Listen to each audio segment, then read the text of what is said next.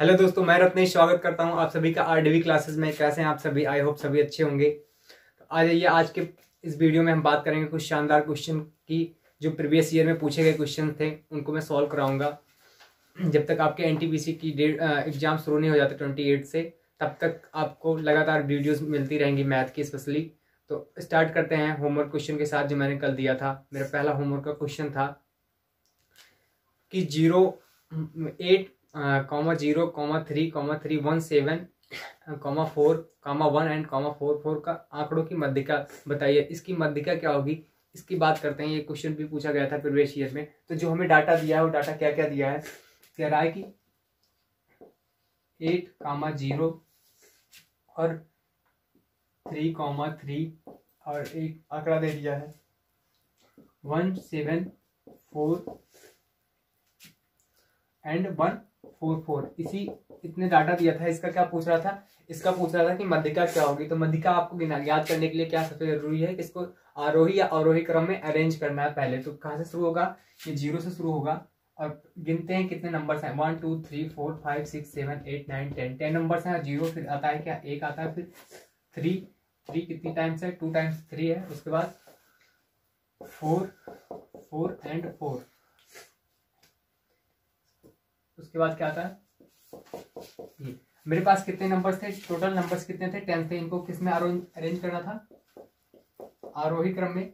आरोही क्रम में करेंगे। इसके बाद मध्यिका कैसे याद करेंगे? 1 2 3 4 5 6 7 8 9। एक नंबर मिस है और कौन सा है वो? 1। एक और, ठीक है। तो यहाँ से गलती मत करना। तो कितना? अब मेरे पास 10 नंबर्स हो गए। अब इन्हीं की मध्यिका याद करना था। आपको करना क्या है, चाहे आप फार्मूले से कर लें या इधर से सॉर्टिंग करते चले। एक नंबर इसको हटा दो, एक इसको और एक इसको हटा दो, एक इसको और इसको। तो बीच में मेरे पास कितने बचते हैं? 3 और 4 बचते हैं। इन्हीं का आधा कर दो, सीधा कितना आ जाएगा मेरा? 7 का आधा कितना आ जाएगा? 3.5। तो जिन स्टूडेंट का 3.5 यानी कि आंसर मेरा कौन सा आंसर 3.5 था, उनका बिल्कुल सही था, ठीक है। तो उन लोगों का सही था। आइए दूसरे क्वेश्चन की बात करते हैं। जो दूसरा क्वेश्चन होमवर्क में दिया था वो बात कर रहा था कि एक 3 मीटर लंबी व 2 मीटर चौड़ी नाव एक झील में तैर रही है। जब एक आदमी उस पर सवार होता है तो नाव 1 सेंटीमीटर डूब जाती है। आदमी का भार क्या होगा? देखिए इस क्वेश्चन, ये अच्छा क्वेश्चन था, दिमाग में मतलब कॉमन सेंस लगाने की बात थी इसमें।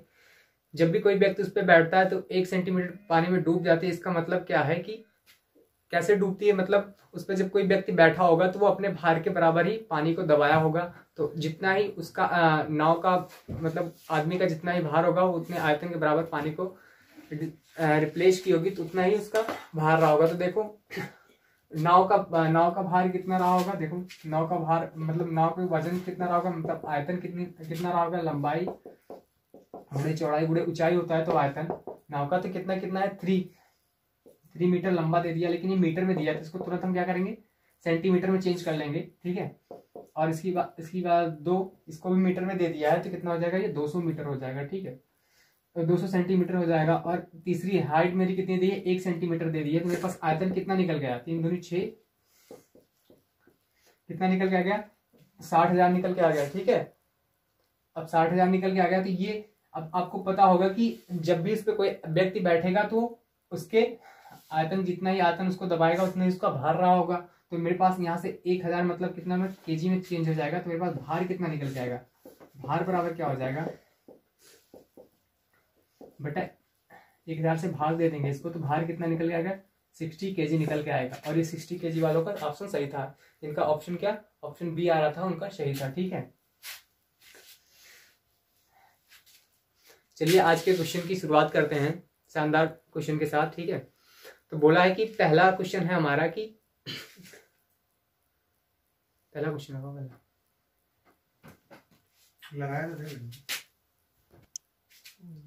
पहला क्वेश्चन है, बोला है क्वेश्चन में कि यात्रा शुरू करते समय आरंभ की गई गाड़ी का फ्यूल की टंकी में कितना तेल था? 18 से 2/7 लीटर पेट्रोल था। फिर कह रहे हैं कि यात्रा की समाप्ति पर ईंधन टंकी में केवल 6 से 7 लीटर पेट्रोल बचा है। तो यात्रा के दौरान आरंभ में मौजूद पेट्रोल के कितने हिस्से का उपयोग कर लिया गया? मतलब कह रहा है कि कितना हिस्सा टोटल का खर्च कर लिया गया है, वो पार्ट पूछ रहा है। तो आपको पता है कि स्टार्टिंग में क्या था? स्टार्टिंग में कितना हिस्सा था? आज की सीरीज का पहला क्वेश्चन है, कह रहा है कि यात्रा शुरू करते समय आरंभ समय में गाड़ी की टंकी कितना भरी हुई थी? 18 से 2/7 लीटर पेट्रोल था उसमें। कहना है यात्रा की समाप्ति पर ईंधन टंकी में केवल कितना 6 से 6/7 लीटर पेट्रोल बचा है। तो कह रहे हैं यात्रा के आरंभ में मौजूद पेट्रोल के कितने हिस्से का उपयोग कर लिया गया। तो वही हिस्सा पूछ रहा है। तो देखो स्टार्टिंग में उसके पास कितना पेट्रोल था टंकी में, पूरा टंकी में स्टार्ट में शुरू में कितना था उसके पास? देखो शुरू में था 18 से ही 2/7 लीटर। अब हुआ क्या कि गाड़ी जब उसकी चलना प्रारंभ कर दी और लास्ट में जब गाड़ी रुकती है, अंत में गाड़ी रुकी तो उसमें कितना तेल बचा था? 6 से 6/7। ठीक है, तो खर्च कितना हुआ होगा? खर्च बराबर क्या हो जाएगा इसका? 18 सत्ते 136। ठीक है, और 136 प्लस कितना 2 138 हो जाएगा। ठीक है, और बटा 7। ठीक है, सॉरी 126 होगा, तो 126 तो 128 और उसके बाद क्या हो जाएगा? उसके बाद ये इसमें से सब्ट्रैक्ट कर लेंगे, कितना आया? 7 6 42 और 6 48/7। तो मेरे पास क्या हो गया कि खर्च कितना हो गया? इसको सब्ट्रैक्ट कर लेंगे तो कितना 0, और इसमें से आएगा 80/7। ठीक है, 80/7 क्या हो गया? खर्च हो गया। अब कह रहा है ये खर्च हुआ तेल ओरिजिनल का कितना था। ठीक है, तो मेरे पास टोटल स्टार्टिंग में कितना था? अगर इसकी बात करें तो कितना हो गया? 128/7 लीटर तेल था। ठीक है, अब इसका पार्ट पूछ रहा था, तो कितना पार्ट बचा होगा? इसी से जब डिवाइड कर देंगे कितना 128/7, 7 से 7 कैंसिल हो जाएगा। मेरे पास बचेगा क्या? 80/128, और इसको काट देंगे, कितने से काटेंगे? 4 से काटते हैं। ठीक है, 4 से तो कितना होगा? ये 20 हो जाएगा, और कितने से? 4 3 12 4 2 8। फिर और काटते हैं, 2 से काटते हैं तो कितना 10, और ये कितना 16 5 और 8। तो कितना आ जाएगा? 5/8 वाला हिस्सा उसका बचा रहा होगा। कितना आ जाएगा? 5/8 हिस्सा उसने यूज किया था। ठीक है, तो ऑप्शन कौन सा हो जाएगा? Option C is the right answer हो जाएगा। चलिए अगले क्वेश्चन की तरफ चलते हैं। बोला है कि दी गई संख्याओं की माध्यिका ज्ञात कीजिए। जब भी होमवर्क का क्वेश्चन था सेम वैसा ही क्वेश्चन है। इसमें दे दिया डाटा आपको 23, 29, 25, 19, 31, 26 और 16, 30। ये डाटा आपको दे दिया, इसकी माध्यिका बोल रहा है। तो शुरू कहां से हो रहा है? सबसे लोएस्ट। इसको आरोही क्रम में लिखेंगे। पहले मेरे पास डाटा क्या दिया है, देखो दे दिया है 23, 29, 25 और क्या 19, 31, 26 और लास्ट में दिया है 16 और 30। ये मेरे पास डाटा दे दिया 1 2 3 4 5 6 7। ठीक है, ये डाटा दे दिया। अब बोला है कि इसकी माध्यिका निकालो। तो माध्यिका निकालने के लिए अभी मैंने बताया था क्या, पहले इसको आरोही क्रम में लिखेंगे। आरोही क्रम में लिखेंगे तो सबसे छोटी संख्या क्या है इसमें? 19 है, 16 से शुरू होगा। 16 19 बाद 20 21, उसके बाद सीधा 25 है, और क्या फिर 26 है। 2 बार 25 है तो 2 बार 25 लिखेंगे, और 26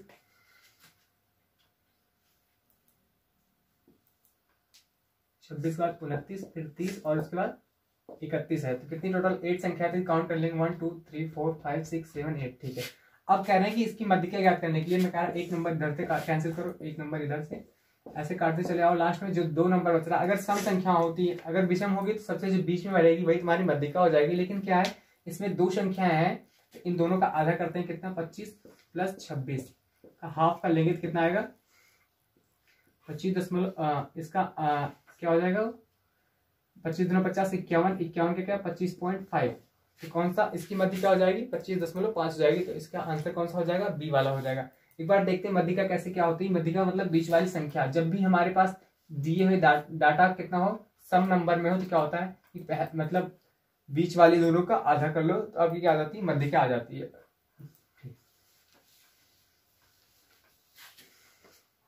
चलिए अगला क्वेश्चन है।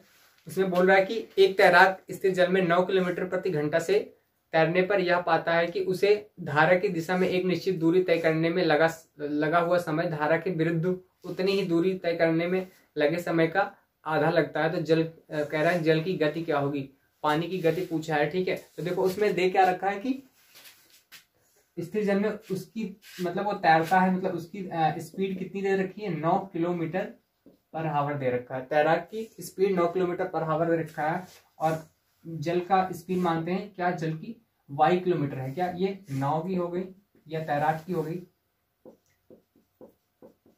और ये किसकी हो गई, ये जल की हो गई, जल की स्पीड हो गई y किलोमीटर। अब ये कह रहा है कि जब ये इसके सपोर्ट में जाता है, मतलब पानी के सपोर्ट में जाता है, पानी के सपोर्ट में 9 की स्पीड से जाएगा, और जब ये पानी के विपरीत आता है तो इसको क्या होता है कि इसको इससे डबल समय लगता है, इसका दुगना समय लगता है, यही बोल रहा था। तो इसको सॉल्व करेंगे कितना आ जाएगा, सॉरी यहाँ पर x का मान 9 होगा और यहाँ y होगा, ठीक है। इसको कह रहे हैं जब ये वापस में आता है तो विपरीत दिशा में आता है, उसको उससे इससे दुगना समय लगता है, और लगना भी चाहिए क्योंकि उसे पानी का सपोर्ट नहीं मिलता है, पानी के खिलाफ भी काम करना पड़ता है। तो कितना होगा 9 + y और कितना 18 - 2y, ठीक है। तो कितना हो जाएगा, इधर आएगा तो कितना हो जाएगा 3y, और ये क्या हो जाएगा कि 18 - 9। तो मेरे पास कितना हो जाएगा 3y बराबर 9 और y बराबर कितना हो जाएगा 3 हो जाएगा, ठीक है। तो ऑप्शन कौन सा हो जाएगा 3 kilometre per hour, option B the right answer हो जाएगा। आप ऐसे ना करके दूसरे तरीके से भी लगाते तब भी सॉल्व हो जाता, ठीक है। तो ऐसे समझने में आपको आसानी होगी, तो यही सबसे अच्छा है, ठीक है। चलिए अगले क्वेश्चन की तरफ चलते हैं। बोला है कि कोई बैलगाड़ी 3 घंटे में 24 किलोमीटर की दूरी तय करती है और एक रेलगाड़ी 2 घंटे में 120 किलोमीटर की दूरी जाती है, तो उनकी गतियों का अनुपात क्या होगा, उनकी स्पीड का रेशियो पूछा है और दोनों का। तो देखो स्पीड बराबर क्या होता है, मेरा स्पीड बराबर क्या होता है, डिस्टेंस अपॉन टाइम होता है। अब इन्हीं दोनों का रेशियो पूछ लिया है, इन्हीं दोनों का रेशियो पूछा है, तो इसका भी टाइम कर लो। और यहाँ पर करेंगे सॉल्व करेंगे, तो पहले का जो टाइम है कितना दे दिया है, वो 3 घंटे में 24 किलोमीटर जाता है, तो 24/3 हो जाएगा। और ये कितना जाएगा 2 घंटे में 120 किलोमीटर जाता है, मतलब 120 = 2। इसको काट देंगे तो मेरे पास कितना आ जाएगा, यहाँ पर 60 आएगा और यहाँ पर 8 आएगा, तो कितना हो जाएगा 8:60। इसको और सिंप्लीफाई कर लेंगे, 4 से 4 दूनी 8 और 15 चौका 60, तो कितना हो जाएगा 2:15। मतलब उनके रेशियो का अनुपात कितना हो गया 2:15 हो जाएगा, ठीक है। तो ऑप्शन कौन सा सही हो जाएगा, option A is the right answer हो जाएगा। चलिए अगले क्वेश्चन की तरफ चलते हैं। बोला है कि एक हौज की तली में एक छिद्र है, यदि हौज में छिद्र ना होता तो हौज 9 घंटे में भर जाता। कह रहा है परंतु छिद्र होने की वजह से उसे भरने में 1 घंटा अधिक समय लगता है। फिर कह रहा है कि यदि हौज पूरा भरा हो तो छिद्र से उसे कितने घंटे में खाली कर देगा, छिद्र उसे कितने घंटे में खाली कर देगा। देखिए आपको जब होल नहीं था तो उसे कितना टाइम लगता था, मतलब 9 घंटे लगते थे। जब छिद्र नहीं था, मतलब एक कोई था उसमें भर रहा था तो उसे 9 घंटे लगते थे, ठीक है। तो अगर एक छिद्र हो जाता है तो उसे कितना काम करना पड़ता है, 1 घंटे ज्यादा काम करना पड़ता है। कितना 9 + 1 मतलब 10 घंटे काम करने पड़ते। अब कह रहा है कि यदि हौज पूरा भरा हो तो उसे कितने देर में वो खाली कर देगा। इनका एलसीएम ले लेंगे, कितना आ जाएगा, टोटल कितना हो जाएगा 10, तो कितना 90, और इसका कितना आएगा 10 और इसका 9। तो इसका अगर ये कह रहा है अगर छिद्र ना होता तो कितने में भर देता, तो कितना टोटल पानी कितना था 90 लीटर था, और ये छिद्र ना होता तो मतलब कितना हो जाता, तो 1 घंटे में 90 भरता, तो उसका कितना हो जाएगा 90 घंटे उसको लगेंगे, ठीक है। तो ऑप्शन कौन सा हो जाएगा, B is the right answer हो जाएगा। ओके अगले क्वेश्चन की तरफ चलते हैं। बोला है कि 120 आदमी अथवा 200 बच्चे के लिए खाना है। कह रहे हैं इस खाने में से 150 बच्चों ने खाना ले लिया, तो बाकी खाना कितने आदमी के लिए पर्याप्त होगा। तो आपको दे दिया 120 अथवा 200 बच्चे, तो कह रहे हैं 200 बच्चे बराबर 120 बच्चे या तो खाएंगे या तो 120 आदमी खाएंगे या तो 200 बच्चे खाएंगे। तो यहाँ आपको दे दिया है, क्या दे दिया है 200 बच्चा, या तो वो खाना खाता या क्या खाते 120 आदमी खाते, ठीक है। अब कंडीशन क्या दे दिया है कि एक आदमी का अगर हमें पता चल जाए, ठीक है, एक बच्चे का पता चल जाए, एक बच्चे का कितना खाएगा, तो कितना खाएगा 120/200। अब कह रहा है कि इसमें से कितने 150 बच्चे खा लेते हैं, तो 150 बच्चे का कितना हो जाएगा 120/200, गुणे 150 बच्चे ने खाना खा लिया तो मेरे पास कितना बचेगा, 50 बच्चे बचेंगे तो कितने से गुणा हो जाएगा, ये 50 से मल्टीप्लाई हो जाएगा। मतलब 150 बच्चों ने खा लिया तो 50 बच्चों के लिए कितना हो जाएगा, 50 1 50, 50 चौका 100, तो कितना हो जाएगा 30। तो कितना होगा 30 आदमी के लिए वो खाना पर्याप्त रहेगा। ठीक है, तो कितने हो जाएंगे 30 आदमी के लिए वो खाना पर्याप्त रहेगा। एक बार फिर से समझते हैं, बोला है कि 120 आदमी अथवा 200 बच्चों के लिए खाना बना है, इस खाने में से 150 बच्चों ने खाना खा लिया है, तो बाकी आदमी उसे कितने दिन के लिए पर्याप्त रहा होगा। ठीक है, तो मेरे पास देखो 200 बच्चे वही खाना खाएंगे या तो 120 आदमी खाएंगे, हमें बच्चों से मतलब है। ठीक है, तो बच्चों को क्या हो गया, एक बच्चे कितना खाता है, इतना खाना खाता होगा। अब कह रहे हैं कि 150 बच्चों ने खाना खा लिया, तो बचा कितने, 50 बच्चे बचे, तो 50 बच्चों का निकालना था, तो कितने 30 आदमी के लिए वही खाना रह जाएगा। जो 50 बच्चों के लिए बचा खाना है वो 30 बच्चों के लिए रह जाएगा। ठीक है,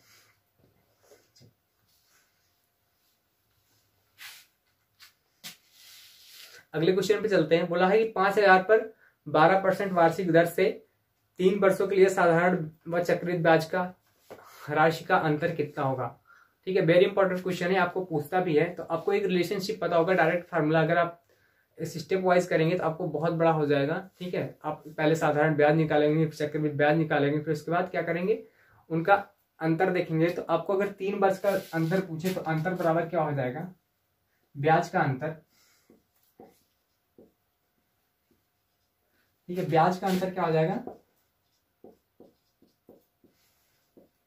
ब्याज का अंतर होता है, अगर 3 वर्षों के लिए पूछ रहा है तो क्या होता है, PR² 300 और प्लस R और बटा 100 का क्यूब। ये वाला रिलेशन आप याद रखिएगा, ये याद है आपको तो डायरेक्टली आ जाएगा। यहाँ पर P क्या है, मेरा अमाउंट है, और R क्या है, रेट है। ठीक है, तो शुरू करते हैं। 3 वर्षों के लिए कहानी थी, तो यहाँ पर क्या हो जाएगा, अमाउंट मेरा कितना दे दिया, 5000 रुपये दे दिया, 5000 दे दिया है, और रेट कितना दे दिया है, रेट दे दिया है 12%, और यहाँ पर अंदर में क्या हो जाएगा कि 300 प्लस रेट कितना है मेरा, रेट 12 है, तो यहाँ पर 12 लिख देंगे, और यहाँ पर क्या लगा देंगे, ये 100 3 बार है, तो यहाँ के लिख सकते हैं 100 गुणे 100। अब इसी को सॉल्व करना है, तो यहाँ से एक 3 जीरो यहाँ से कट जाएगा, मेरा कितना बचेगा यहाँ पर 12 पंचे 60, और 60 गुणे 312। ठीक है, और बटे कितने 12 पंचे, ठीक है, कितना यहाँ पर 1000 बचा रहेगा, तो 1 जीरो और काट देंगे, तो पास कितना आएगा, 6 दूनी 12 और 6 के 6 1 7 और 6 18 यहाँ टोटल हो जाएगा, बचा नीचे 100। तो इन दोनों का अंतर कितना निकल के आएगा, हाँ πr², एक बार और 12 लिखा जाएगा, तो यहाँ पर एक बार और 12 लिख लेते हैं। ठीक है, एक बार और 12 लिख लेंगे, एक स्टेप और ले जाएंगे क्योंकि r का स्क्वायर हो रहा था। ठीक है, तो यहाँ पर लास्ट में कर देंगे, तो कितना 12, यहाँ से 12 गुना 24 के 4 और 12 7 84, 84 2 86 के 6 और 12 8 96, 96 8 104, यहाँ 4 हो जाएगा, और 12 के 12 और 10 22। ठीक है, तो कितना हो जाएगा, इतना हो जाएगा। अब क्या करना है, मेरे पास इतना आ गया, अब नीचे क्या है 100 है, तो 100 से कर देंगे, तो यहाँ पर 2 जीरो हट जाएगा, तो इनका अंतर कितना निकल जाएगा 2.64। अंतर कितना निकल जाएगा 224 रुपये 64 पैसे निकल के आएगा। एक बार फिर से समझते हैं, जब भी आपको 3 वर्ष के लिए साधारण ब्याज और चक्रवृद्धि ब्याज का अंतर दे, तो आपको ये वाला फार्मूला आपको तुरंत याद आना चाहिए। अगर आप कॉन्सेप्चुअली लगाएंगे तो आपको बहुत बड़ा हो जाएगा। यहाँ से यहाँ पर P मेरा क्या होता है, अमाउंट होता है, R क्या होता है, रेट होता है, तो यहाँ पर R का स्क्वायर यहाँ था, मैंने कैलकुलेशन किया और मेरे कितना आ गया 224.64 पैसे का अंतर आ गया साधारण ब्याज और चक्रवृद्धि ब्याज का।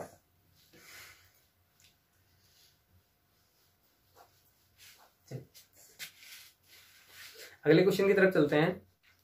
अगला क्वेश्चन है, कह रहा है ए और बी ने एक संयुक्त कंपनी शुरू की। कह रहा है ए का निवेश बी के निवेश के तिगुना और उसकी निवेश की अवधि का बी के निवेश की अवधि से 2 गुना है। अगर बी का लाभ कितना, आमतौर पर 4000 रुपए है, तो कुल लाभ कितना रहा होगा। देखिए, जब भी कोई व्यक्ति निवेश करता है तो उसके निवेश और उसके टाइम का मल्टीप्लाई क्या होता है, उसके लाभ के अकॉर्डिंग होता है, मतलब लाभ ही बराबर होता है। तो आपको एक पता होना चाहिए लाभ बराबर क्या होता है, समय और प्लस राशि, मतलब जितना वो निवेश कर रहा है। ये आपका एक रिलेशन होता है, तो उसमें दे दिया ए और बी, ठीक है, 2 व्यक्ति थे। तो अगर ये कह रहा है कि ये जो है दोनों जो है इन्वेस्ट करते हैं, तो कह रहा है कि अगर ये x करता है तो ये कितना खाता है, ये 3x करता है। और अगर मैं समय मानूं y घंटे करता है तो क्या कर रहा है, ये इससे डबल घंटे मतलब कितना करता है 2y, मतलब डबल टाइम के लिए इन्वेस्ट करता है। अब इसका दे रखा है कितना, ये कितना 4,000 रुपए लाभ कमाता है। तो इसका टोटल पूछा है, तो इन दोनों का कितना हो जाएगा, देखो 6xy हो जाएगा रेशियो, और कितना xy हो जाएगा, यहाँ से कट जाएगा। तो इनका रेशियो कितना आएगा 6 और रेशियो 1। तो 1 का मान मेरे को कितना दे दिया है 4,000, और कितने का पूछ रहा है, टोटल का पूछ रहा है, मतलब 7 का पूछ रहा है। तो कितना हो जाएगा 7 का कितना हो जाएगा 4,000 गुणे 7 कितना हो जाएगा 28,000। तो टोटल लाभ कितना रहा होगा 28,000 रहा होगा। अकॉर्डिंग टू क्वेश्चन जैसे जैसे बोला वैसे वैसे हमने किया है। कह रहा है कि इसकी राशि, अगर मैं इसकी राशि x मानूंगा तो इसकी राशि इसकी कितने 3 गुना है, और इसका जो समय है, समय मैंने माना y, तो y का ये कितना 2 गुना कर रहा है। तो हमारे पास क्या हो जाएगा 6xy एंड ये, तो रेशियो कितना निकल का है 6:1, जबकि 1 का लाभ दे दिया 4,000 तक। टोटल पूछ रहा 7 यूनिट का मान पूछ रहा था कितना 28,000। तो आंसर कौन सा हो जाएगा, answer C is the right answer हो जाएगा।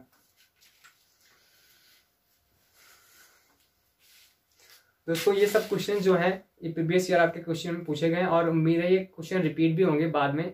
शुरू वाले सेट में तो नहीं रिपीट होंगे, लेकिन यही है कि लास्ट वाले जब उनको क्वेश्चन ज्यादा नहीं मिलेगा तो ये पिछले वाले से रिपीट करना शुरू कर देंगे। चलिए अगले क्वेश्चन की तरफ चलते हैं। बोला कि कागज की एक सीट की प्रतिलिपि करवाने में 1 रुपए खर्च आता है, मतलब एक कॉपी का 1 रुपए लगता है। उसके बाद बोला है कि बहरहाल उसने कह दिया कि प्रथम 1,000 सीट के बाद प्रतिलिपि करवाए, मतलब 1,000 वो नहीं करवाता, उसके बाद वो फोटो कॉपी करवाता है। और कह रहा है कि सभी सीट पर उसे 2% की छूट दी जाती है। कह रहा है कागज की सीट 5,000 सीट की प्रतिलिपि करवाने में कितना खर्च आएगा, अगर उसके पास 5,000 सीट रही होगी तो उसे कितना खर्च लगेगा। ठीक है, तो उसके पास देखो टोटल कितनी है 5,000 सीट है, क्वेश्चन में दिया। उसने कहा कि शुरुआत के 1,000 सीट का इसमें कोई रोल नहीं है, तो बचा कितना 4,000 सीट बची। अब इस कह रहा है 4,000 सीट का 2% की छूट पर वो फोटो कॉपी कर देता है। तो 4,000 की सीट 2% की छूट पर करेगा, तो छूट कितना दिया है, डिस्काउंट दे दिया है 2%। तो इसका कितना 2% अगर इसका हम निकालेंगे तो कितना आ जाएगा मेरा 80 हो जाएगा। 80 इसमें से माइनस कर देंगे तो कितना आ जाएगा 3920 हो जाएगा। ठीक है, डिस्काउंट अगर 2% डिस्काउंट दे दिया तो अब कितना उसको लगा होगा रुपए, अगर एक रुपए एक हिसाब से लगा होगा तो कितना 3920 रुपए उसने कॉपी करवाएगा। अगर 1 रुपए का मतलब एक कॉपी का 1 रुपए लग रहा होगा तो उसने कितना दिया 3920 रुपए दिया, और प्लस में 1,000 कॉपी का उसने करवाया नहीं था, तो इसमें क्या हो जाएगा 1,000 और हो जाएगा। उसने कितना टोटल इन्वेस्ट किया, कितना 0,294। तो उसने कितनी कॉपी कितना खर्च आया होगा उसका, तो 4,920 का खर्च आया होगा। एक बार फिर से समझते हैं। उसके पास 5,000 सीटें थी, उसने बोला कि शुरुआत की 1,000 सीट का कोई वो करवाता ही नहीं है। उसके बाद बोलता कि 4,000 जो बची उस पर 2% का डिस्काउंट से उसने कॉपी करवाया, तो उसको कितना लगा हुआ, उसने कितनी कॉपी करवाएगा 3920। ठीक है, कॉपी का रेट लगाओ तो 3920 रुपए ये दिया और 1,000 ये इसका था, तो मेरे पास कितना है 4920 आ गया। ओके चलिए अगले क्वेश्चन की तरफ चलते हैं। बोला कि चीनी के एक मूल्य में 25% की वृद्धि होने पर कोई व्यक्ति उस पर आने वाले खर्च को कितने % से बढ़ा या घटा दे कि उसकी खपत 20% बढ़ जाए। आप इधर सक्सेसिव लगा देते आपका आ जाता। ठीक है, सक्सेसिव लगाएंगे तो कैसे, पहले 20% बढ़ रहा है तो कितना हो जाएगा 25% बढ़ रहा है तो कितना हो जाएगा 25, फिर कितना 20 बढ़ रहा, और उसके बाद फिर डायरेक्टली कितना बढ़ जा रहा है 25 गुणे 20/100, तो कितना होगा ये 45 हो जाएगा, और प्लस कितना 25 गुना 500 प्लस 100, इसको काट देंगे तो कितना आ जाएगा 50% आ जाएगा। तो इसका क्या आ जाएगा 50% is the right answer, option B is the right answer हो जाएगा। ओके चलिए अगले क्वेश्चन की बात करते हैं। बोला कि एक वस्तु रुपए 220 रुपए में बेचता है और नीता ने 10% लाभ प्राप्त किया। कह रहे हैं एक वस्तु रुपए 220 रुपए में बेचकर नीता ने 10% लाभ प्राप्त किए, तद अनुसार वह उसे कितने रुपए में बेचे उसे 30% का फायदा हो। तो आपको क्वेश्चन में देखते ही पता चल गया कि 10% का लाभ का मतलब क्या है, 110 की वैल्यू दे दिया है, कितना दे दिया है 220 दे दिया है, तो एक की वैल्यू कितनी आ जाएगी, एक की वैल्यू आ जाएगी 2। ठीक है, अब पूछा कितने का है पूछा है कि 130 की वैल्यू मतलब 30% की वैल्यू पूछा है। 130 की वैल्यू क्या हो जाएगी, 2 गुणे 130 कितना हो जाएगा 260। ठीक है, तो उसको कितने में बेचना पड़ेगा, अगर 30% का प्रॉफिट लेना है तो कितने में बेचना पड़ेगा 260 में। ये डायरेक्ट मेथड था, अगर ऐसे आप नहीं लगा पाते हैं तो ऐसे लगाइएगा कि 110 बेचा था कितने में, 110% का लाभ लेता है तो कितने में बेचता है 220 रुपए में बेचता है। 1% की वैल्यू कितनी आएगी 220 प्लस 10। अब इसी पे वो कितना लेना चाहता है 130, मतलब 30% का लाभ लेना चाहता है, इसका मतलब कितने में बेचेगा वो 130 का करेगा तो काटेंगे इसको और कितना आएगा 2, तो कितना हो जाएगा पूरे की वैल्यू कितनी आ जाएगी, मतलब 100% की वैल्यू कितनी आ जाएगी 260 रुपए। मतलब उसको 260 रुपए में उसको बेचेगा तो कितना लाभ होगा उसको 30% का लाभ होगा। तो आंसर कौन सा हो जाएगा, option C is the right answer हो जाएगा। ऐसे क्वेश्चन को आप डायरेक्ट करेंगे तभी आपका टाइम बचेगा, अदरवाइज क्या होगा आपका टाइम बहुत लॉस हो जाएगा अगर कॉन्स्टेंटली करेंगे तो, क्योंकि आपको वहां पर टाइम बचाना है। बाकी आप घर पर कितनी भी प्रैक्टिस करें कॉन्सेप्चुअली, अगर आप दिमाग में है कॉन्सेप्ट तो आप कैसे भी उसको क्वेश्चन को सॉल्व कर सकते हैं। इसी के साथ चलिए अगले क्वेश्चन पे बात करते हैं। कह रहे हैं ए और बी की आयु का अनुपात कितना है, 1:2 है। कह रहे हैं 7 वर्ष बाद उनकी आयु का अनुपात 3:5 हो जाएगा, उनकी वर्तमान आयु ज्ञात कीजिए। देखो इसमें क्या क्या दिया है, ए और बी 2 व्यक्ति थे, इनके वर्तमान आयु का अनुपात कितना दे दिया है 1:2 दे दिया है। अब कह रहा है 7 वर्ष बाद, 7 वर्ष बाद का मतलब यहाँ पर कितना हो जाती है उनकी आयु 3:5 हो जाती है।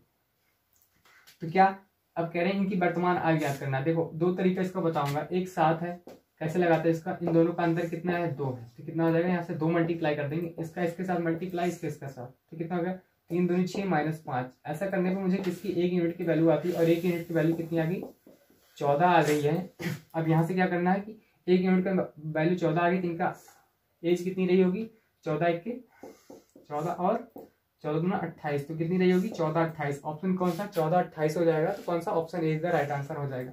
इसका दूसरा तरीका कैसे है लगाने का, 14-28 हो जाएगा। इसका दूसरा तरीका क्या है, इनके बीच का गैप समान करते हैं। गैप समान कैसे करेंगे, देखो गैप कैसे समान करेंगे, इसको कितने से 1 से मल्टीप्लाई कर देते हैं, ठीक है, और इसको कितने से कर देंगे, इसको कर देंगे 2 से मल्टीप्लाई, ठीक है। ये कितना हो जाएगा, ये हो जाएगा मेरा 2:4 और ये कितना हो जाएगा 3:5। तो मेरे पास देखो ये 1 बढ़ा और 1 बढ़ने के लिए इसको कितने की जरूरत पड़ी 7 की जरूरत पड़ी, तो कितना हो जाएगा इनकी वर्तमान है 7 दूनी 14 और 7 चौक 28। सीधी से ऐसे मल्टीप्लाई करेंगे तो कितना आएगा, तो 2 यूनिट का मान कितना आ गया 14 और 4 यूनिट का मान कितना आएगा 28 आ जाएगा, सीधी सी बात है। 1 यूनिट बढ़ी यहाँ से डिफरेंस कितने 1 यूनिट का मान कितना आ गया 7 आ गया। तो आई होप आपको समझ में आया होगा। अगर नहीं समझ में आता है तो आप कमेंट सेक्शन में आप कमेंट करके बताइएगा कि कौन से क्वेश्चन आपको नहीं समझ में आया, उसको मैं दोबारा अगली वीडियोस पे एक्सप्लेन कर दूंगा। इसी के साथ अगले क्वेश्चन पे चलते हैं। बोला है कि किसी परिवार में दादा दादी की औसत आयु कितनी है 67 वर्ष है और माता पिता की औसत आयु कितनी है 35 वर्ष है, और कह रहे हैं तथा 3 पौत्र पौत्रियों की औसत आयु 6 वर्ष है, तो संपूर्ण परिवार की औसत आयु कितनी होगी। टोटल एवरेज पूछा है फैमिली की। देखो दादा दादी की उम्र मतलब दादा दादी रहेंगे तो 2 ही व्यक्ति रहेंगे और इनकी एवरेज आयु कितनी रही होगी 67 दिया है। उसके बाद क्या दे दिया है, कह रहा है कि माता पिता की आयु 35 है, तो मतलब 2 लोग माता पिता थे उनकी 35 थी, और प्लस उनके पास क्या है 3 पौत्र पौत्रियां हैं और उनकी एवरेज आयु कितनी है 6 है। तो मेरे पास उस फैमिली में कितने मेंबर रहे होंगे 2 2 4 और 4 3 7 मेंबर रहे होंगे, ठीक है। यहाँ से आप क्या करिए 2 कॉमन ले लीजिए, सब में आपका कैलकुलेशन इजी हो जाएगा। 2 कॉमन लेंगे तो यहाँ क्या आ जाएगा 2 कॉमन ले लेंगे, लेकिन कॉमन लेके हाँ ठीक है 2 कॉमन ले लेते हैं, कितना आ जाएगा 67 और प्लस कितना 35, और यहाँ से 2 कॉमन लेंगे तो कितना आएगा 9 हो जाएगा, ठीक है। इनको ऐड कर लेते हैं तो मेरे पास कितना आएगा 9 5 14 14 7 21, तो कितना होगा 21 के 1 और 3 6 3 9 9 2 11, तो कितना हो गया 111 हो गया, और मल्टीप्लाई बाहर में 2 है बटा 7 है, तो मेरे पास कितना आ जाएगा 222/7। इसको 7 से भाग देंगे तो कितना आ जाएगा 7 3 21 7 3 21 और कितना है 12 7 21 7 5 12, तो कितना आएगा 31 सही 5/7 वर्ष आ जाएगा। ठीक है, तो इनका एवरेज कितना आएगा, पूरी फैमिली का औसत कितना हो जाएगा, एवरेज कितना हो जाएगा 31 सही 5/7। एक बार फिर से समझते हैं, दादा दादी का औसत 67 वर्ष था, तो 67 दोनों होंगे, इसीलिए 2 से मल्टीप्लाई हो गया। और एवरेज का फार्मूला आपको पता होता है, पदों का योग बटा पद कितने होते हैं। ठीक है, तो 2 दादा दादी थे तो उनकी 67 एज थी, तो 2 से मल्टीप्लाई कर दिया। उसके बाद क्या होगा कि उनके माता पिता 35 साल के थे, तो 2 से मल्टी, और इनके 3 पौत पौतियाँ थी, तो उनका एवरेज कितना 6 साल की थी। इस तरह से मैंने किया और इसको सॉल्व किया, तो कितना आएगा 31 सही 5/7 टोटल घर की औसत आयु आ गई।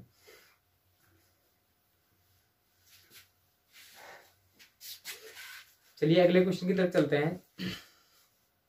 अगला क्वेश्चन है, कह रहा है कि एक दूध वाले के पास 2 कंटेनर है। पहले कंटेनर में जल कितना है 25% है और शेष दूध है। कह रहा है दूसरे कंटेनर में कितने 25% जल तथा 50% जल तथा 50% दूध है। कह रहा है प्रत्येक कंटेनर में कितना दूध मिला दिया जाए कि पानी से दूध का अनुपात कितना हो जाए 3:5 हो जाए। तो देखिए इसमें आप सीधा सीधा एलिगेशन लगाइए, एलिगेशन ना लगाए फिर भी सॉल्व कर सकते हैं। एलिगेशन लगाएंगे आपका सॉल्व मतलब इजीली सॉल्व हो जाएगा। देखो इसके पास 2 कंटेनर थे, 1 और 2। इसमें देखो जल और दूध, इसमें भी क्या है जल और दूध है। अब इसमें देखो कह रहा है 25% मेरा क्या है 25% जल है, 25% जल है अगर, तो कितना 75% दूध रहा होगा। और इसमें कह रहा है 50% मतलब 50% जल और 50% दूध है। ठीक है, तो इनका अगर मैं करूं तो कितना हो जाएगा, ये 1:3 में है और इनका 1:1 में है। अब देखो अगर मैं पानी की बात करूं तो टोटल पानी कितना रहा होगा 1/4 ही तो रहा होगा टोटल में, और इसमें पानी कितना रहा होगा 1/2 रहा होगा। अब कह रहे हैं इनको कितना दूध और मिला देना चाहिए कि पानी दूध का कितना हो जाए 3/5 के अनुपात में हो जाए। 3/5 का मतलब क्या हो गया 3/8। ठीक है, अब इनको रेशियो में मिलाना है, एलिगेशन सीधा लगा देंगे, क्या हो जाएगा ये इसमें से जाएगा तो घटा देंगे यहाँ पर, अगर इसको 2 से मल्टीप्लाई करते हैं। ठीक है, इसको 8 बना लेते हैं यहीं पर, तो 2 से इसको मल्टीप्लाई कर देते हैं, 2 से इसको भी 8 बना लेते हैं ताकि आपको डायरेक्टली हो जाए। यहाँ 4 से मल्टीप्लाई कर दो, यहाँ 4 से कर दो, तो मेरे पास क्या हो जाएगा कि 8 में से मतलब 3 में से 2 गया कितना 1/8 इसका आ जाएगा, और यहाँ क्या है 4 में से 3 गया तो कितना आएगा 1/8 आ जाएगा। इसका मतलब क्या हो जाएगा इनके रेशियो कितना आ जाएगा 1:1 आ जाएगा, और ऑप्शन में 1:1 दिया नहीं है, यहाँ तक लिख रहा है, तो क्या हो जाएगा 6। इसमें ऐसे 2 रेशियो दिए होंगे जिनका मान समान होगा, तो 6 लीटर देखो ऑप्शन ए में दे रहा है, तो क्या हो जाएगा 6 लीटर पानी और 6 लीटर क्या हो जाएगा दूध हो जाएगा। तो कौन सा ऑप्शन सही हो जाएगा, ऑप्शन मेरा क्या हो जाएगा ए इज द राइट आंसर हो जाएगा। एक बार फिर से समझाते हैं इस क्वेश्चन को। इसके पास 2 ऐसे क्या थे कंटेनर थे जिसमें दूध रखा जाता है। एक में क्या था 25% जल था, दूसरे में, और दूसरे वाले में क्या था 50% जल था, तो 75% दूध रहा होगा। तो इसमें दे दिया है कि 1:3 में पूरा मिश्रण था, तो पानी का कितना रहा होगा 1/4 रहा होगा, और ये इसमें 1/2 पानी रहा होगा। और टोटल में कह रहा है मिश्रण का कितना 3:5 में टोटल मिश्रण है, तो पानी कितना रहा होगा टोटल 8 में से 3 पानी रहा होगा। अब क्या एलिगेशन लगाया तो मेरा कितना 1/8 और 1/8 आ गया। ये मैंने कैलकुलेशन इजी करने के लिए मल्टीप्लाई किया, तो 1:1 में आया, तो हमारे पास 1:1 का कोई ऑप्शन नहीं था ही नहीं, वहां पर 6:6 दे दिया था, मतलब बराबर मात्रा में दे दिया था, तो वही ऑप्शन आपका सही हो जाएगा। चलिए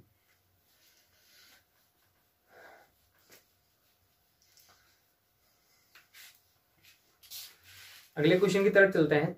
अगला क्वेश्चन बोला है कि यदि a⁴x दिया है कि कह रहा है कि a⁴x + y बराबर कितना दे दिया है यहाँ पर a⁴6, और एक कंडीशन दे दिया है इसने। देखो इसका बेस समान है तो आपको पता चल गया x + y बराबर कितना है 6। अब यहाँ पर एक कंडीशन इसने दे दिया, कह रहा है कि y जो है x से 2 अधिक है, मतलब y जो है x से कितना 2 अधिक है। इसका मतलब क्या दे दिया x - y बराबर 2 दे दिया है। यहाँ से पूछ रहा है कि x का मान क्या होगा। आपको एक समीकरण मिल गया, जब भी x का मान पूछे यानी बड़े वाली वैल्यू पूछ रहा है तो x बराबर क्या हो जाएगा, इन दोनों को जोड़ दो, कितना 6 + 2 इसका आधा कर दो, कितना आ जाएगा 4 आ जाएगा। तो x का मान कितना आ गया 4 आ जाएगा। ठीक है, तो ऑप्शन कौन सा सही हो जाएगा, option D is the right answer हो जाएगा। ये आपका क्वेश्चन दिया था, इसका पावर दे दिया था। तो देखो आपका बेस बेस समान है तो इसकी पावर आपस में बराबर हो जाएंगी, और एक कंडीशन दिया था कि x का मान y का मान x से 2 अधिक है। तो कंडीशन लगाकर सॉल्व किया। अब देखो यहाँ पर मैं डायरेक्ट कर दिया हूँ, आपको अगर नहीं समझ आएगा इक्वेशन आप 1 मानना और इसको इक्वेशन 2 मानना, यहाँ से आप सॉल्व करना तो आपको x का मान कितना आ जाएगा 4 आ जाएगा। ठीक है,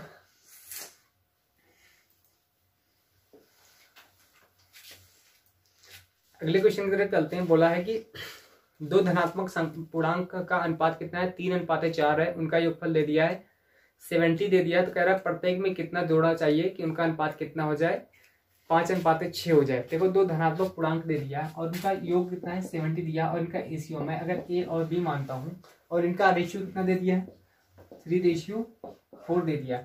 और कह रहा है इसमें प्रत्येक में कितना जोड़ा जाए, मतलब प्रत्येक में कितना ऐड कर दिया जाए कि उनका अनुपात कितना हो जाए 5:6 हो जाए। ठीक है, 5:6 हो जाए तो आपको पता चलेगा कि 7 बराबर कितना 70 दे दिया। इस हिसाब से ये कितना रहा होगा 30 रहा होगा, ये 40 रहा होगा। ठीक है, अब कह रहे हैं कि इसमें कितना जोड़ा जाए, तो मेरे पास क्या निकल गया है 30 एंड 40। इसमें से मैं क्या कर दूं x जोड़ देता हूं तो मेरे पास कितना बच जाता है 5 और ये 6 हो जाता है। अब डायरेक्टली अगर लगाते तब भी ऐसे ही हो जाता, तो क्या होगा कि इसमें से इसको करेंगे तो कितना 180 प्लस 6x और ये कितना 200 प्लस 5x। ठीक है, यहाँ से x का मान कितना निकल के आएगा 20 निकल के आ जाएगा। तो प्रत्येक संख्या में क्या करना होगा आपको 20 ऐड करना होगा। ये आपका एक तरीका था। दूसरा तरीका क्या था कि आपको जितना जोड़ना हो, कितना जोड़ना उसको कैसे करेंगे, ये उसको x इक्वल टू मानेंगे कितना, x बराबर मान लेंगे कितना, इन दोनों का गैप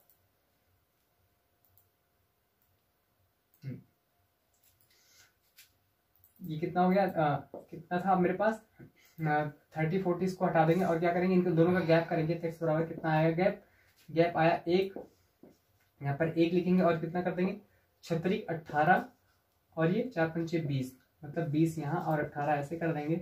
और यहाँ पर क्या करना है आपको ये 70 लिख करके और इन दोनों को जोड़ देना है, मतलब इनका योग कितना 10। तो कितना आ जाएगा, बस यही करना था आपको। कितना आएगा यहाँ से 2 आ जाएगा और कितना आ जाएगा यहाँ पर 10, तो कितना आ जाएगा 20 आ जाएगा। डायरेक्ट आप यहाँ से लगाना चाहे कैसे करना है, इन दोनों का गैप देखना है, गैप कितना आ जाएगा यहाँ पर लिखते हैं क्लियर। यहाँ पे इन दोनों का गैप लिखना है, गैप कितना 1 आता है और इनका करेंगे 5 20 और इसको पहले गुणा कराएंगे और उसके बाद क्या करेंगे इसको दोबारा गुणा कराएंगे। तो कितना आएगा ये चीज, तो यहाँ से आएगा 2 और यहाँ पर क्या करना है टोटल जितना दिया है और इन दोनों का ऐड कर देना है। तो कितना आया 10 आया और यहाँ पर 2, तो कितना 10 दूना 20, यहाँ से डायरेक्ट आ जाएगा। जैसा आपको अच्छा लगे वैसे आप लगा सकते हैं। इसी के साथ अगले क्वेश्चन की तरफ चलते हैं। बोला है कि किसी प्राकृतिक संख्या को 5 6 7 अथवा 8 से विभाजित करने पर प्रत्येक स्थिति में 4 शेष बचता है। इन संख्याओं को आरोही क्रम में व्यवस्थित करने पर दूसरी संख्या कौन सी होगी। ठीक है, आरोही क्रम में व्यवस्थित करने पर दूसरी संख्या कौन सी होगी, चलिए बात करते हैं। तो क्या दिया है 5 6 7 8 दे दिया है। ठीक है, तो इसको करेंगे तो क्या आ जाएगा मेरे पास, एलसीएम लेंगे इनका,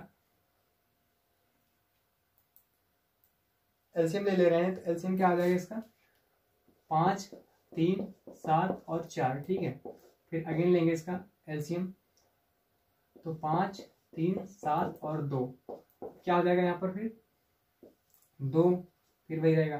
तो यहाँ 5 3 7। ठीक है, तो क्या 3 लेंगे तो यहाँ 5 और 7 बचेगा, यहाँ से 5 और 1 यहाँ पर 7 रहेगा, तो कितना आ जाएगा 7 आ जाएगा। तो इनका एलसीएम कितना आएगा 2 गुणे 2 गुणे 2 गुणे 3 गुणे 5 गुणे 7। ठीक है, इनका एलसीएम कितना आ जाएगा, यहाँ से अगर बात करें तो 2 दूना 4 दूनी 8 पंचे 40 गुणे 21, तो 21 चौक 84 कितना हो गया 800, 21 चौक 84 कितना हो गया 840 हो गया।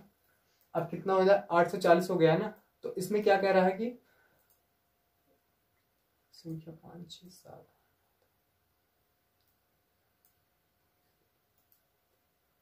5 6 7 8 है।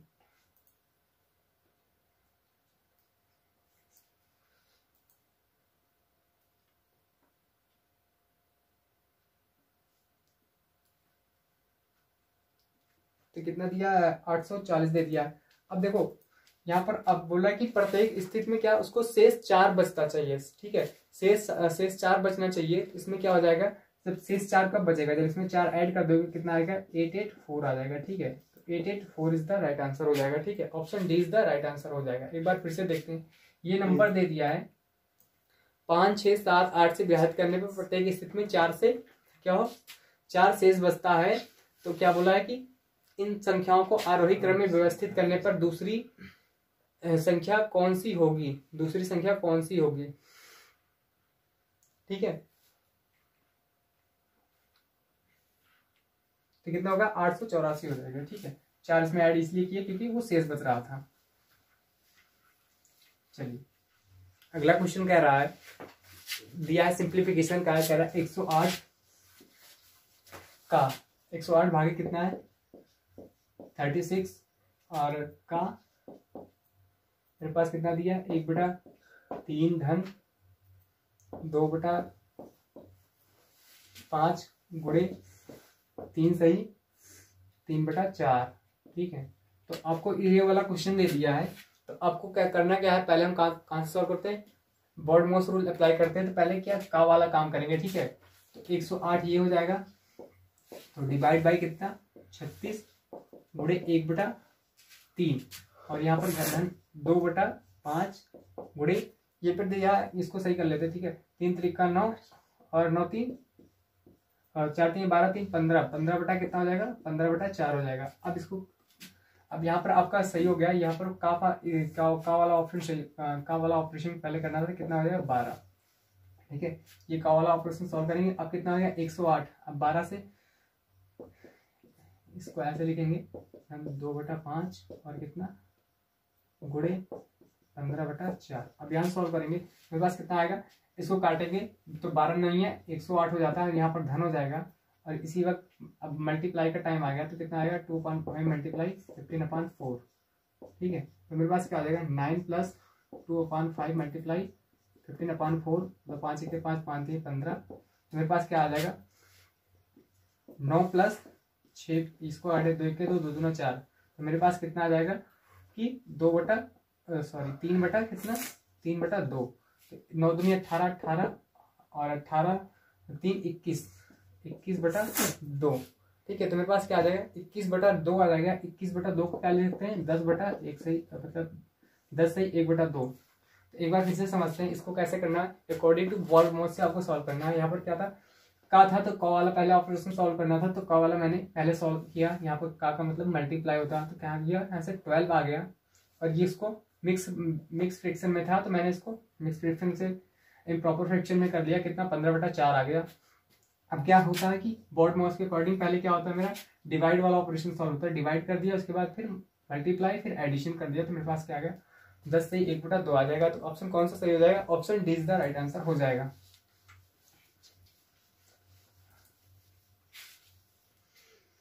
आइए अगले क्वेश्चन की तरफ चलते हैं। अगला क्वेश्चन दिया है कि 4.2 मल्टीप्लाई 4.27 मल्टीप्लाई 4.27 एंड आल्सो ऐसे करते गया है। तो क्वेश्चन सीधा लिख दे रहा हूं कि क्या क्या कह रहा है क्वेश्चन में, ठीक है।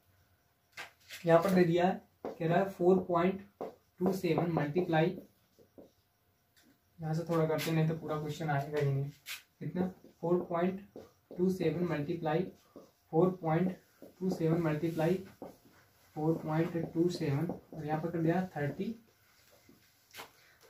प्लस में है, यहाँ पर 30 कितना 30 और कितना दे दिया मल्टीप्लाई 4.27 मल्टीप्लाई दे दिया है 5.37 और इसके बाद क्या किया कि फिर प्लस में दे दिया, ठीक है। यहाँ पर मैं ज़्यादा नहीं लिख रहा हूँ, वहाँ पे क्वेश्चन नहीं आएगा, इसका नीचे वाला पार्ट लिख दे रहा हूँ 5.37 एंड 5.37 एंड 5.37।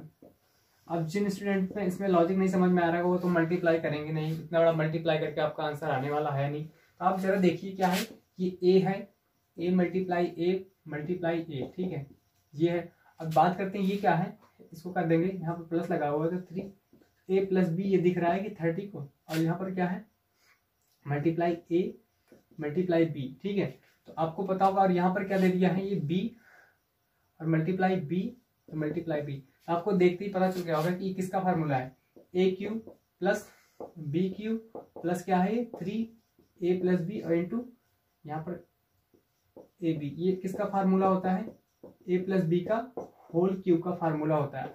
जिनको नहीं ऐसे इस क्वेश्चन में दिख रहा होगा क्या मल्टीप्लाई करेंगे, मल्टीप्लाई होगा ही नहीं और उसको लीव कर देंगे। तो मेरे पास कितना आ गया ए प्लस बी। यहाँ पर ए का मान कितना है 4.27 है और बी का मान कितना है, बी का मान 5.73 है। इन दोनों को जोड़ेंगे कितना आएगा 10 और 10 का क्यूब करेंगे तो मेरे पास कितना आएगा 1000। क्या हो जाएगा 1000 इज द राइट आंसर हो जाएगा। आपको इसमें देखना था कि किस अलजेब्रा का यूज हो रहा है, ठीक है। तो अगर आप यहाँ से पता आपको देखते ही पता चल गया होगा तो आप बिना सॉल्व किए बता देते कि कितना आएगा 1000 इसका आंसर आएगा। ओके ठीक है, चलते हैं अगले क्वेश्चन की तरफ।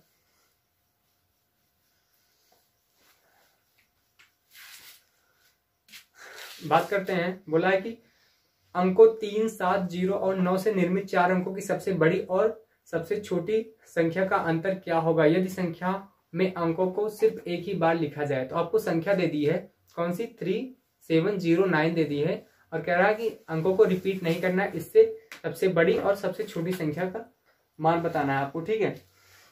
तो चलिए जी अब क्या करते हैं, इसकी सबसे बड़ी संख्या कैसे बनेगी। आपको दिया है 3709, ये 4 अंक दे दिया, इनसे कह रहा है सबसे बड़ी संख्या बनानी है। तो सबसे बड़ी संख्या क्या बनेगी, पहले 9 आएगा, फिर 7 आएगा, फिर कितना आएगा 3 आएगा, फिर 0 आएगा। और सबसे छोटी संख्या आपको बनानी है, तो सबसे छोटी संख्या क्या बनेगी आपकी, देखो यहाँ पर सबसे छोटी संख्या क्या बनेगी 4 अंकों की बनानी है, ठीक है। तो कितना हो जाएगा 3, उसके बाद क्या 0, उसके बाद 7, उसके बाद क्या आ जाएगा 9 आ जाएगा, ठीक है।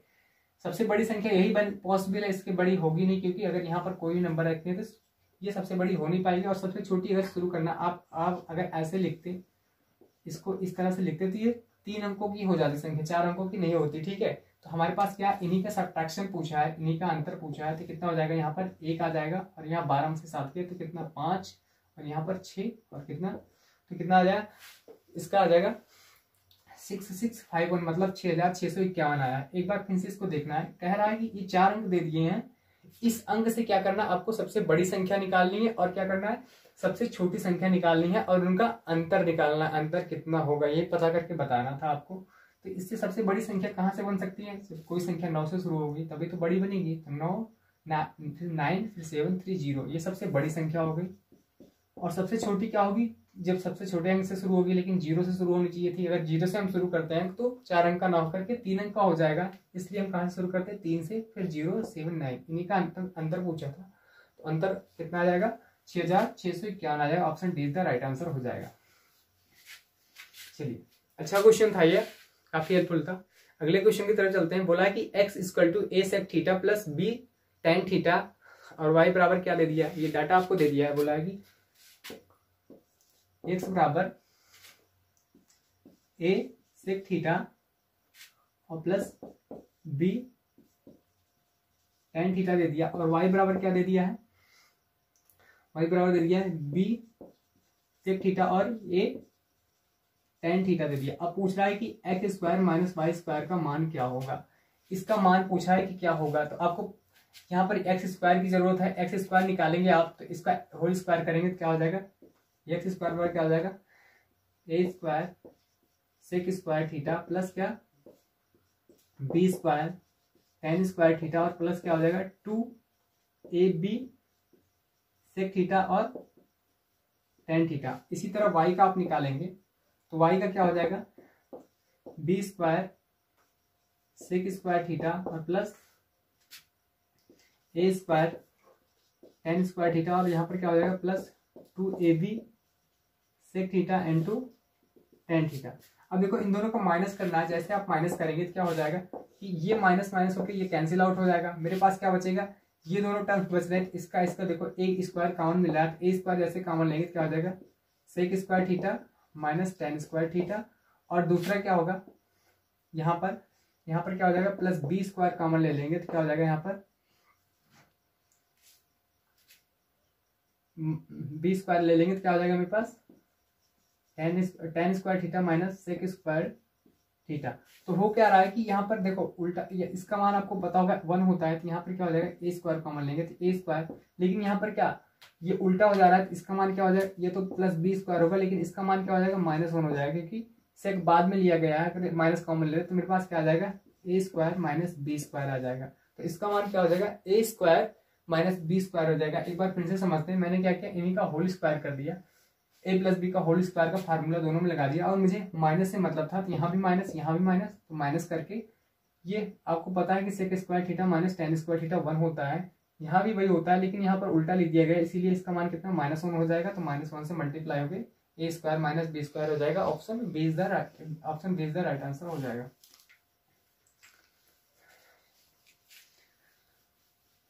चलिए अगले क्वेश्चन चलते हैं। कह रहा है जब सूर्य के द्वारा अवनमन कोण 60 डिग्री से 30 डिग्री हो जाता है तो जमीन पर एक टावर की परछाई 30 मीटर बढ़ जाती है, टावर की ऊंचाई ज्ञात कीजिए। ठीक है, अब आपको देखो एक टावर दे दिया है, ऐसे कहला है कि अवनमन द्वारा 60 अंश से 30 अंश हो जाता है, 60 अंश से, ठीक है, यहाँ पर क्या था 60 डिग्री हो रहा था, अब ये बढ़ेगा तो कितना हो जाएगा 30 डिग्री हो जाएगा, मतलब घट जा रहा है। ठीक है, 60 से कितना हो जा रहा है, 60 से 30 हो जाता है, और इससे हो क्या रहा है कि इसकी परछाई कितनी 30 मीटर बढ़ जा रही। तो आपको मैंने एक रिलेशनशिप बताया था क्या, कि इसकी हाइट बराबर क्या हो जाती है, डायरेक्टली आपको याद होना चाहिए क्या होता है x/2, मतलब क्या ये चीज मेरी x है, मतलब दूरी, और उसके बाद क्या होता है रूट से मल्टीप्लाई 3 कर दो, बस आपको यही करना था। तो हमारे पास कितने था, x का मान 30/2 √3, तो कितना आ जाएगा ये 15√3 आ जाएगा।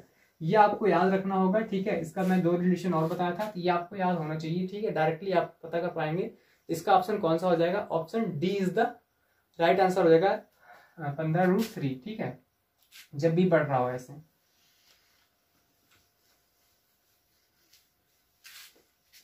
चलिए अगले क्वेश्चन में आते हैं। कह रहा है एक वर्ग 25 सेंटीमीटर, ये आपका होमवर्क का क्वेश्चन है, आपको दे रहा हूं, होमवर्क में आपको लगा के बताना है। अभी तक मैंने आपका 22 क्वेश्चंस कराए हैं, तो जिस क्वेश्चन में आपको समझ में नहीं आया वो कमेंट सेक्शन में आप पूछ सकते हैं। बाकी होमवर्क वाला क्वेश्चन आपको कमेंट सेक्शन में करके बताना है कि इसका आंसर क्या होगा। दोस्तों अगर आपको मेरे द्वारा प्रोवाइड किए क्वेश्चन अच्छे लगे हो, समझ में मेरे पढ़ाने का तरीका अच्छा लगा हो, तो मेरे चैनल को सब्सक्राइब कर दीजिएगा और अपने दोस्तों में शेयर कर दीजिएगा, ताकि इसी तरह मैं बेहतरीन क्वेश्चन आपके लिए लेके आता रहूं और एक शानदार प्रैक्टिस सेशन आपका होता रहे, ताकि आप एनटीपीसी के मैथ में एक अच्छा स्कोर कर पाएं और आप अपना सिलेक्शन पक्का कर पाएं। ठीक है, CBT 1 में। उसके बाद आपका CBT 2 होगा, उसके लिए भी आपको कड़ी मेहनत करनी पड़ेगी, और उसमें भी मैं आपको इसी तरह के मैथ के क्वेश्चन कराऊंगा। तो आज के लिए इतना ही, बाकी मिलते हैं कल। होमवर्क का क्वेश्चन आपका स्लाइड पे लग जाएगा, आप देख लीजिएगा। ठीक है, तब तक के लिए आपको सभी को गुड नाइट, जय हिंद।